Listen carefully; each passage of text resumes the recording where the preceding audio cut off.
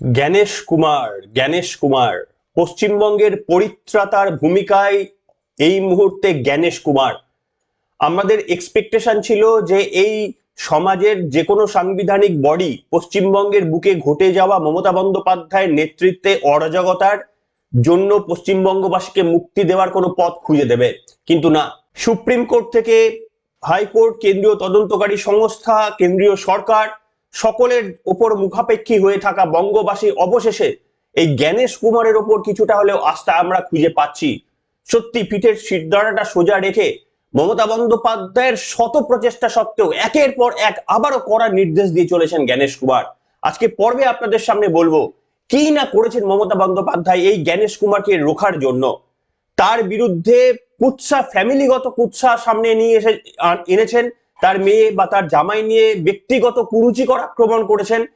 এমনকি মমতা বন্দ্যোপাধ্যায় থেকে অভিষেক বন্দ্যোপাধ্যায় স্বয়ং তার সঙ্গে চলে গিয়ে অভব্য ব্যবহার করেছেন, বাজে ব্যবহার করেছেন, অনেক কিছু করেছেন বলে বাইরে এসে অভিযোগ করেছেন।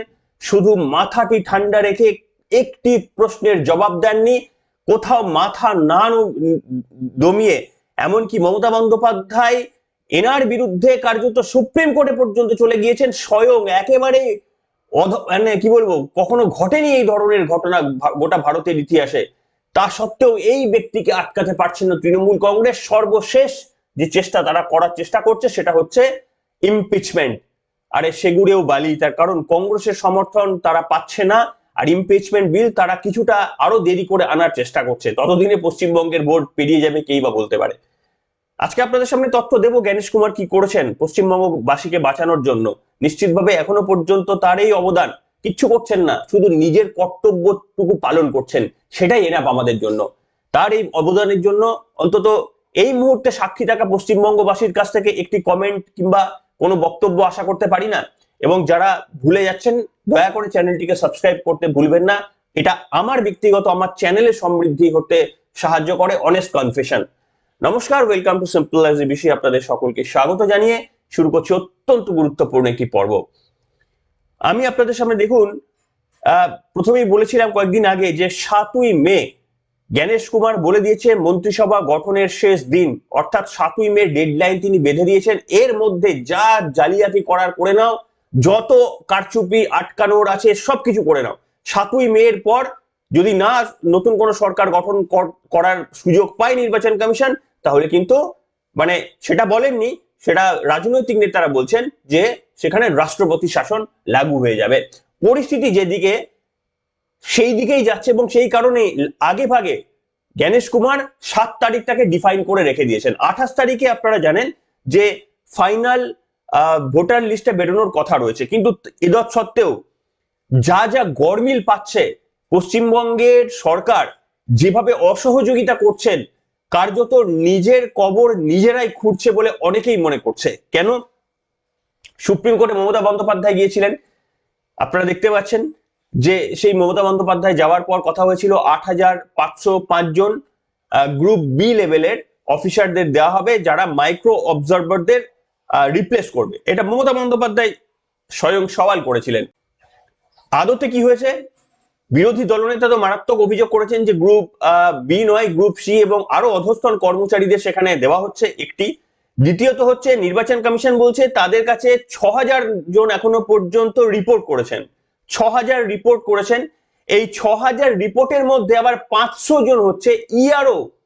ভাবতে পারেন, 500 জন অলরেডি করবেন এই ইআরও পদে কাজ করছেন, তাদেরকে আবার মাইক্রো অবজারভার করে পাঠিয়ে দিয়েছে, অর্থাৎ ডুয়েল এন্ট্রি করে পাঠিয়ে দিয়েছেন। মানে বুঝতে পারছেন, কোথাও এখানে স্বচ্ছভাবে কোনো কাজ করতে পারবেন, এতে ক্ষতিটা কার হচ্ছে?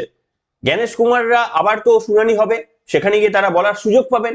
এই হচ্ছে পশ্চিমবঙ্গের পরিস্থিতি।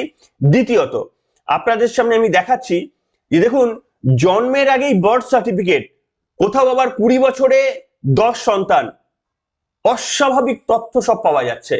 জন্মের আগেই বার্থ সার্টিফিকেট ইস্যু হয়ে গেছে। কেন? তার কারণ চুরি করতে গেলে থোড়ি মনে থাকে যে অ্যাকচুয়াল জন্ম কবে। ধরুন যে মাধ্যমিক সার্টিফিকেট বা বিভিন্ন জায়গায় যেখানে জন্মের তারিখ উল্লেখ থাকে, সেখানে ফর এক্সাম্পল রয়েছে যে ধরুন 4 তারিখ, কিন্তু দেখা যাচ্ছে যে জন্মের সার্টিফিকেট সেটা আরো সেখানে লেখা রয়েছে 2 দিন পরে কিংবা 2 দিন আগে। অর্থাৎ একেবারে মিসম্যাচ হয়ে গিয়েছে। তার কারণ ওই চুরি করতে গিয়ে ওলটপালট হয়ে গিয়েছে। শুধু তাই নয়, আমি আপনাদের সামনে একটা ডেটা রাখছি, আপনারা একটা ডেটা দেখতে পাচ্ছেন। এই ডেটাটা হচ্ছে একজন ব্যক্তি, তিনি হচ্ছেন মেটিয়া বুরুজের 55 নম্বর 5 নম্বর এলাকার বাসিন্দা। তার নাম হচ্ছে আব্দুল হাই। ওই আব্দুল হাই, তার 10 সন্তানের উল্লেখ রয়েছে 1984 থেকে 2004 পর্যন্ত। 20 বছরে 10টি সন্তান নিয়েছেন। এবং সেটা ঠিক আছে, কিন্তু সেইখানে যে তালিকাগুলো আপনাদের দেখাচ্ছি, দেখুন, দেখতে পাচ্ছেন আপনারা। 1 জানুয়ারি 1984 সালে প্রথম মহিলা, 1 জানুয়ারি 1988 সালে দ্বিতীয় মহিলা, মহিলা মানে কন্যা সন্তান। 5ই ডিসেম্বর 1990 সালে আরো এক তৃতীয় কন্যা সন্তান। 1 জানুয়ারি 1991 সালে চতুর্থ কন্যা সন্তান। এবার এখানে খেয়াল করুন, 5ই ডিসেম্বর 1990 সালে একটা কন্যা সন্তান হলো। আবার 1 জানুয়ারি মানে ডিসেম্বর জানুয়ারি 1 মাসের মধ্যে 1991 সাল, তার পরের বছর, যদিও বছরটা আলাদা, কিন্তু 1 মাসের ডিফারেন্স হচ্ছে 1 মাস। 1 মাসের মধ্যে আবার মহিলা সন্তান। বুঝতে পারছেন? মানে 1 মাসের মধ্যে 2 সন্তানের জন্ম নাকি তিনি দিয়েছেন। এই ধরনের অজস্র ভুলে ভরা নির্বাচন কমিশন সেগুলো পরিষ্কারভাবে খতিয়ে দেখছে। তার কারণ তারা বলে দিয়েছে যে তৃণমূল কংগ্রেস ভাবছে এই ঘুলিয়ে দেব, একটা সময় পর আর নির্বাচন কমিশন পেরে উঠবে না, না পেরে উঠে কার্যত তারা মেনে নিতে বাধ্য হবে, বলবে যা যতটা পেরেছি বাবা সাফাই করেছি, এখানে আর পারলাম না, 10% 20% এখনো থাকবে, থাক। এরকম কিন্তু নির্বাচন কমিশন এই মুডে নেই। ওরা বলেছে যে একজনেরও নাম যদি থাকে, যতক্ষণ না পর্যন্ত সেই কাজ কমপ্লিট হচ্ছে ততক্ষণ পর্যন্ত আমরা সেই কাজ করে যাব। এইখানে আপনারা দেখুন, আমি একটা দেখাচ্ছি। নির্বাচন কমিশনের তরফ থেকে 13টি শংসাপত্রর জন্য বলা হয়েছিল যে এই 13টির মধ্যে আপনারা দেখাতে পারবেন। ড্রাইভিং লাইসেন্স থেকে শুরু করে মাধ্যমিকের অ্যাডমিট কার্ড, যেটা পরে সংযোজিত হয়েছে, আরো ধরুন দলিল টলিল হ্যানত্যান রয়েছে 13টির বাইরে নির্বাচন কমিশন দেখছে যে যখন স্ক্রুটিনি হচ্ছে, শুনানির পর যে সমস্ত নথিপত্রগুলো জমা দিয়েছে, যখন স্ক্রুটিনি হচ্ছে, তখন রক্তের সম্পর্কের শংসাপত্র জমা দিয়েছেন। রক্তের সম্পর্কের শংসাপত্র মানে কি? মানে আপনি কাউকে গিয়ে বললেন উনি আমার বাবা, আর পঞ্চায়েত থেকে লিখে দিয়েছেন সার্টিফাই করে পঞ্চায়েতের প্যাডে যে হ্যাঁ অমুক ব্যক্তি অমুকের ছেলে। তো এই ধরনের কোন রকমের এই যে শংসাপত্র, এটা তো সার্টিফিকেট। এই সার্টিফিকেট যেটা হয়তো পঞ্চায়েত থেকে কিংবা আমি জানি না, হয়তো পৌরসভা থেকে, কোনো একটা জায়গা থেকে, সরকারি জায়গা থেকে বার করে আনা হয়েছে, সেগুলো জমা দিয়েছে। সব থেকে বড় ব্যাপার হচ্ছে জমা দিতে পারে সাধারণ মানুষ, হয়তো অজ্ঞানতার বশতে জমা দিতে পারে, ইচ্ছাকৃতভাবে জমা দিতে পারে, কোনো তথ্য নেই, হয়তো বাংলাদেশ থেকে এসেছে, কি দেবে, ওটাই জমা দিয়েছে তৃণমূল কংগ্রেসের হয়তো নেতাদের সহযোগিতায়। কিন্তু প্রশ্ন করছে এখানে কমিশন যে কি করে একজন ইআরও, একজন এইআরও এই ডকুমেন্ট গুলোকে দেখার পরেও সেগুলোকে অ্যাকসেপ্ট করলেন। 13টার বাইরে তো কোনো নথি নেওয়া তাদের ইখতিয়ারের মধ্যে নেই, সেটা গাইডলাইনের মধ্যে লেখা রয়েছে। তা সত্ত্বেও কি করে তারা অ্যাকসেপ্ট করলেন? আর এখানেই তারা কোনো একটা এই সরকারের সঙ্গে নেক্সাসের গন্ধ পাচ্ছেন। এই জন্য তারা যারা যারা এই সমস্ত সার্টিফিকেট দিয়েছেন তাদেরকে আবারও রাখবেন, আর যারা এটা গ্রহণ করেছেন যে এইআরও তাদেরকে জবাব দেওয়ার জন্য কিন্তু তাদেরকেও কৈফিয়ত তলব করছে। মানে ব্যাপারটা কি হচ্ছে আলটিমেটলি আপনারা দেখুন, এই যে 28 তারিখে ফাইনাল লিস্ট বেরোনোর কথা, আদেও বেরোবে বলে মনে হচ্ছে? এই যে ঘটনাগুলো আপনাদের সামনে 1-2 করে বলছি, এইগুলো যদি ক্রমশ জট পাকিয়ে দেওয়া হয়, সুপ্রিম কোর্টে আবারও শুনানি, এই সমস্ত করার পর মনে হচ্ছে আপনাদের এগুলো সবকিছু জট ছাড়িয়ে সম্ভব হবে? এরপরে হচ্ছে বিধানসভায় নির্বাচন কত দফায় হবে সেটা নিয়ে একটা আলোচনা হচ্ছে। এমনি আমাদের যে রাজ্যের মুখ্য নির্বাচনী আধিকারিক জ্ঞানেশ কুমার, তিনি সওয়াল করেছেন 1 দফাতেই পশ্চিমবঙ্গের নির্বাচন হওয়া উচিত, সওয়াল করেছেন। কিন্তু পশ্চিমবঙ্গে কত দফায় নির্বাচন হবে এটা পুরোটা ডিপেন্ড করছে যে কত কেন্দ্রীয় বাহিনী মোতায়েন করা সম্ভব। তার কারণ পাশাপাশি অন্যান্য রাজ্যেও কিন্তু নির্বাচনের নির্ঘণ্ট সে সময় চলবে, বা তাদের জন্য রিজার্ভ ফোর্স রাখতে হবে। তো কতটা পশ্চিমবঙ্গে দেওয়া সম্ভব তার উপরে ডিপেন্ড করছে যে এখানে 1 দফাতেই করা। কিন্তু সেটা যদি সম্ভব না হয় তাহলে 3 দফাতে কিন্তু নির্বাচন, যেমনটা আপনাদের বলেছিলাম যে উত্তরবঙ্গের জন্য 1 দফাতে আর দক্ষিণবঙ্গের জন্য 2 দফাতে নির্বাচনের করতে চলেছে।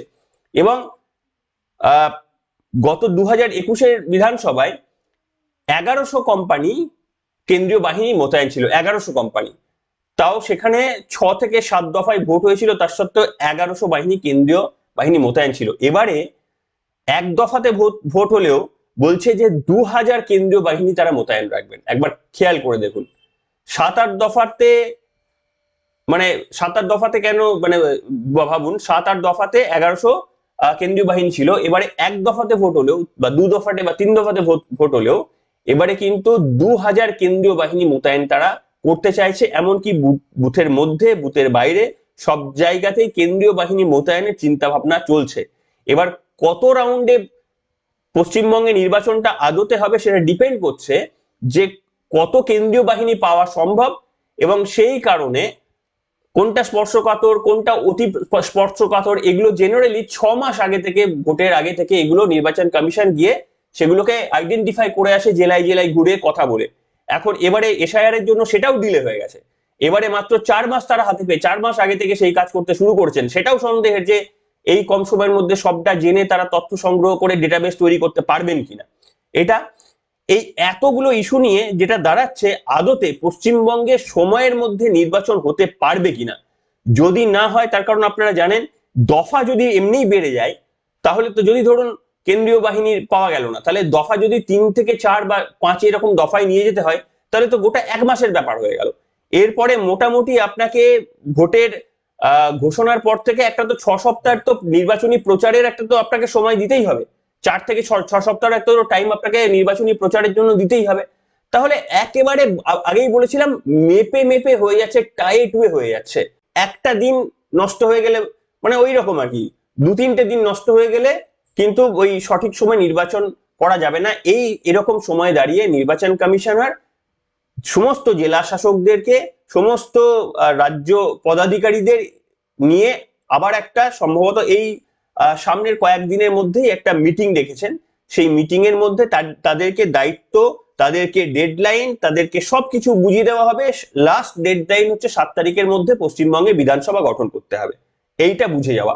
এরপরে মমতা বন্দ্যোপাধ্যায় ওই 8000 অবজারভারকে রিপ্লেস করার জন্য যদি আবারও সেই ভুল তথ্য দেন, আবারও যদি সুপ্রিম কোর্টে গিয়ে মামলা চলে, আবারও টানা হাজরা চলে, আবারও শুনানি পরের দিন ধার্য হয়, তাহলে বুঝতেই পারছেন যে ক্রমশ এটা যতই দীর্ঘায়িত হবে ততই কিন্তু সম্ভাবনা বাড়বে পশ্চিমবঙ্গে রাষ্ট্রপতি শাসনের। এখন তো মমতা বন্দ্যোপাধ্যায় নিশ্চয়ই ভাবে চাইবেন না, তাহলে একটা কনফ্লিক্টের জায়গা চলে আসছে। শেষ অস্ত্র তারা যেটা আনবেন জ্ঞানেশ কুমারের বিরুদ্ধে ইমপিচমেন্ট প্রস্তাব, সেটা তারা আপ্রাণ হয়ে, মরিয়া হয়ে আনার চেষ্টা করছেন বিভিন্ন জায়গায়। কখনো ভাবছেন তারা রাজ্যসভায় পেশ করবেন, রাজ্যসভায় তাদের সংখ্যা বেশি, কখনো ভাবছেন যে লোকসভায় পেশ করবেন, ঠিক করে উঠতে পারছেন না। কংগ্রেসের সঙ্গে মনোমালিন্য, কারণ স্পিকারের ইমপিচমেন্টের জন্য মানে কংগ্রেসের ডাকা ইয়েতে তৃণমূল কংগ্রেস পার্টিসিপেট করেনি, তাই কংগ্রেসও আবার তৃণমূল কংগ্রেসের ডাকা এই জ্ঞানেশ কুমারকে ইমপিচমেন্টের জন্য পার্টিসিপেট করবে না। তো এই নিয়ে একেবারে চরম বিড়ম্বনায় তৃণমূল কংগ্রেস। আগামী দিনে কি হবে, পশ্চিমবঙ্গের ভাগ্য কি হবে সেটা আমরা জানি না। তবে একটি লোক যে পশ্চিমবঙ্গের স্বার্থকে রক্ষা করার জন্য, গণতন্ত্রকে রক্ষা করার জন্য যে সর্বস্ব দিয়ে কাজ করে গেছেন, মমতা বন্দ্যোপাধ্যায় প্রচুর হুমকি দিয়েছেন, সব ফাঁস করে দেব, অনেক কিছু জানি, কিভাবে কি সব বলেছেন না, কিভাবে ভিডিওর পোস্টিং পেয়েছেন, মেয়েকে বা জামাইকে কি করার জন্য কি করেছেন, ব্যক্তিগত স্তরে আক্রমণ করেও কিন্তু নিজের জায়গা তিনি ধরে রেখেছেন। আলটপকা কোনো মন্তব্য কোনোদিন সাংবাদিকদের সামনে বলেননি। এমনকি তার নামে চরম কুৎসা ছড়িয়ে গেল, মমতা বন্দ্যোপাধ্যায় কোনোদিন পাল্টা ওই প্রসঙ্গে একটিও রাজনৈতিক মন্তব্য তিনি না করে বুঝিয়ে দিয়েছেন আদতে তিনি আইন জানা লোক, যা করবেন আইনের মধ্যে থেকে। কারণ মমতা বন্দ্যোপাধ্যায়কে একমাত্র আইনের মধ্যে থেকেই যে কোনো ব্যক্তি লড়াই করতে পারেন। আইনের বাইরে যদি আপনি চলে যান, মমতা বন্দ্যোপাধ্যায়ের সঙ্গে লড়াই করা অসম্ভব। সেটা হচ্ছে অভিজিৎ গঙ্গোপাধ্যায় আমাদের জন্য সেই ভুলটা করে গিয়েছিলেন। আইনের মধ্যে থেকে কলকাতা হাইকোর্টে তিনি যা মানে কার্যকলাপ করেছিলেন সেটা আমাদের কাছে অনেক বেশি গ্রহণীয় ছিল, কিন্তু তিনি যখনই একটি পার্টির পলিটিক্যাল জায়গায় চলে এসেছেন না, তার পরিসরটা আপনি দেখবেন যে সময় তিনি, ওই সময় পশ্চিমবঙ্গবাসী তাকে যতটা ভগবান বলে মনে করতেন, আজকে হতে পারে তিনি বিজেপির মধ্যে এসেছেন পরিবর্তনের জন্য, যাকে অনেকেই ভরসা রাখছেন, কিন্তু এতৎসত্ত্বেও তিনি যখন ইয়ের মধ্যে ছিলেন তখন কিন্তু আরো বেশি তিনি পশ্চিমবঙ্গের মানুষের সম্মান পাচ্ছিলেন। তার কারণ মমতা বন্দ্যোপাধ্যায়কে রাজনৈতিক স্তরে এসে হারানোটা অত সহজ কাজ নয়, প্রধানমন্ত্রী নরেন্দ্র মোদী সেটা বুঝে গিয়েছিলেন। আপনাদের মতামত লিখে জানাবেন। জ্ঞানেশ কুমারের পশ্চিমবঙ্গবাসীকে বাঁচানোর বা উদ্ধারের জন্য এই আপ্রাণ চেষ্টার সঙ্গে আপনাদের কিন্তু সামিল হতে হবে। আপনাদেরও কিন্তু বাড়িতে থেকে বেরিয়ে এসে তৃণমূলের ভয় ডর উপেক্ষা করে ভোটের দিন ভোটটা দিতে হবে। এইটুকু কর্তব্য আপনাদের করতে হবে। আর আমার জন্য অবশ্যই সাবস্ক্রাইবটা কিন্তু করতে হবে। এনিওয়ে, আপনাদের মতামত লিখে জানাবেন। এখনকার মতো এখানে।